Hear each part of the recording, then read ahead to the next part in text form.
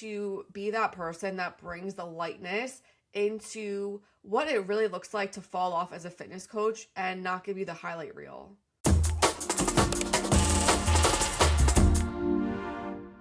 Welcome to Glow Confessionals. I'm your host, Alicia Courtney, the it girl for real, authentic wellness. This is where we talk about what wellness really looks like. No filters, no trends, just the truth. This episode, we're going to get a little vulnerable. We're going to get a little deep because I want to be that person that brings the lightness into what it really looks like to fall off as a fitness coach and not give you the highlight reel. So a few years ago, I lost my studio, my dad. I lost a lot of things. If you don't know my journey, I've spoken about it in other episodes. And all to say that I ended up injuring myself. I have a pinched nerve. And if you don't know what that is, it's so miserable. And I don't wish it upon anyone because it really can set you back in your fitness journey, in your health journey. It's not something that you can control. It's just something that obviously happened because I was extreme. I was working out way too much. I was working out way too intensely, and I never gave my body a break or a rest. I've been in physical therapy the last few years. I've been jumping from physical therapist to physical therapist. I honestly go to a pelvic floor physical therapist, which has changed my life. If you're a woman, I'm telling you, every single female in this world should be going to a pelvic floor physical therapist. It has changed my life for the better. And before that, I really didn't even know what the fuck my pelvic floor was. Now I know so much about it and how to keep it healthier. So going through this journey, I've learned so much, but it's also been the most frustrating journey I've ever been on because here I am. I am an online fitness coach. I'm helping women build the body of their dreams, yet I'm stuck not building mine because I wasn't able to work out for so many years. I would work out and then stop and work out and stop because I was in so much pain that it just wasn't consistent enough to actually get me to where I wanted to be and what I wanted to look like. All to say, here I am now in 2026. I have gone through this journey and I'm finally back in the gym consistently and I have very little pain. So honestly, I barely have pain. Of course, once in a while, you're going to have a flare up. But because I still go to physical therapy very consistently, it is at bay and I feel so much better than I even did a year ago or 2 years ago. So I know that I'm progressing. I know that there's light at the end of the tunnel and I can finally start to get out of this dark hole, this rut that I've been in for a few years and start building the body that I want to build. But not even that, guys. It's really just about being the healthiest that I can be for myself.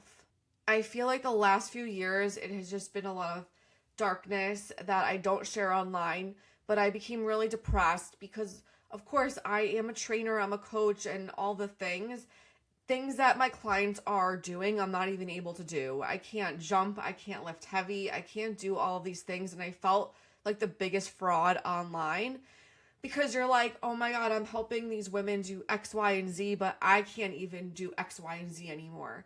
And I was feeling this imposter syndrome almost.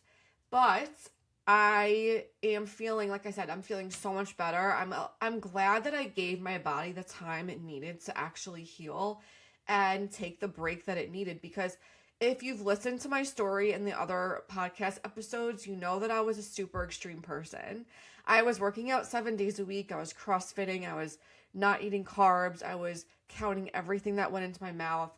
It was just an extreme lifestyle that led me to this point of actually having injuries because I never gave my body enough time to rest, recover.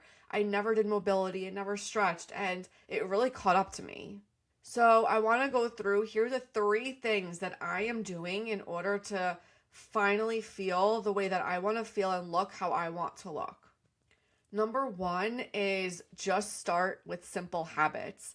I know that sounds crazy, but the truth is the smallest habits compound into the biggest things.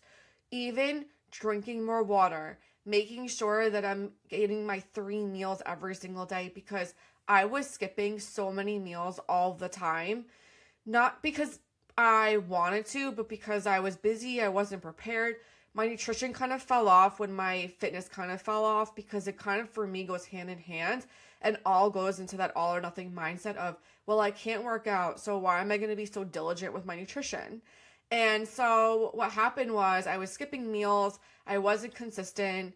I was hydrating, but I wasn't tracking how much water I was intaking and all of these things. Even walking, getting my steps in. So now I'm like, okay, the things that I want to do is just hydrate, get my steps in, and make sure that I'm eating 3 healthy, balanced meals per day. I know that sounds so simple, but the truth is, the most simple things are the most important things. Number 2, building consistency over intensity. I've always been the intense psychopath. I've always been that intense person going from 0 to 100. No more. This journey has taught me that extremes get me nowhere. And all extremes do are put me further back from where I want to be. Now it's just about consistency. Can I get to the gym 2 times a week consistently? Yes. Can I get to the gym 3 times a week consistently? Yes. It started out with 1 day a week because I obviously was healing and I couldn't do more than that. Now I go 3 times a week consistently, which is massive for me because I was never able to actually go 3 times consistently when I've had this pinched nerve. But to say now that, wow, I can go 3 times a week consistently to the gym without pain is everything to me. And can I do mobility consistently? Yes. Can I stretch consistently? Yes. Take yoga once a week? Yes. So I have now taken a few months. This has all been within the span of maybe 4 to 6 months, where I want to get to the gym 3 times a week consistently. I want to do yoga 1 time a week consistently. Mobility and stretching have to be into my daily routine. I have built all of that over months. It wasn't just I woke up one day and I decided to go to the gym 3 times a week and go take yoga and take mobility. No. This all happened over a span of months because now I'm like, I just want to get more consistent in my journey. I don't want to be so intense. Because what happened in the past was I would get the green light to start working out. And what would I do? I would just go fucking balls to the wall and hurt myself again. And then I would have to stop working out again. It happened a few times to the point where I learned my lesson and I was like, okay, this is obviously not working for me and I have to change my system. Which brings me to number 3, no more extremes. I'm done with extreme shit. I am not doing another extreme diet or another extreme workout regimen or any extreme wellness or health routine. It's not happening. I'm done with the fucking extremes. I'm 38 years old. I'm exhausted from all of it. All I did growing up into my early 30s was extreme shit. I was always on paleo, keto, macrobiotic, vegan, vegetarian. I mean, you name it, I did it. CrossFit, bodybuilding, powerlifting. I mean, I did it all. And I was that person that was so fucking 0 to 100 where I would just cut carbs and weigh myself every day and like all these things. And I grew up with an eating disorder because of all this, because I was always that all or nothing type of person. And I'm done. I am done. I am now so happy with just building consistency. I am so happy with not doing extreme. I'm so happy with the way that I've become a little bit more balanced in my life, where if I don't get to the gym one day, I'm like, okay, I'll just go tomorrow.